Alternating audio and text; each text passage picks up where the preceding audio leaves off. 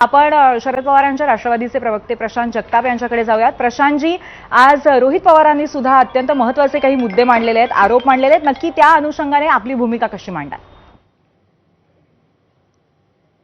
बोलले, आज रोहित दादा बोलले, आता दानवे साहेबांनी त्याच्यावर नेमकं त्या सगळ्या गोष्टीवर बोट ठेवलेलं आहे। एक नक्की आहे की पुण्याची गुन्हेगारी ही आता मागच्या 10 वर्षामध्ये प्रचंड वाढलेली। योगायोग आहे का या ठिकाणी नका एकूणच नका सगळ्या गोष्टी खऱ्या अर्थाने नका पुढे काही काळामध्ये येतील, पण भाजपने जेव्हापासून पोलिसांना ताब्यात घेतलं, म्हणजे भाजपचा स्थानदार, भाजपचे आमदार, भाजपचंच नका एकूणच राज्यातील देशातली सत्ता, तेव्हापासून हे ठिकळलेलं आहे।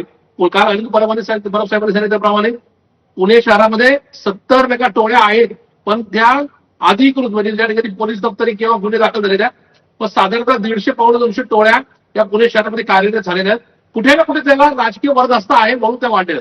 एक म्हणजे सामान्य माणसाला या ठिकाणी एखाद्या गुन्ह्यामध्ये 2-2 महिन्याचा बेल मिळत नाही, पण एखाद्या पुण्यातला गुन्हेगार सापडला गेला की तो दुसऱ्या दिवशी बाहेर येतो।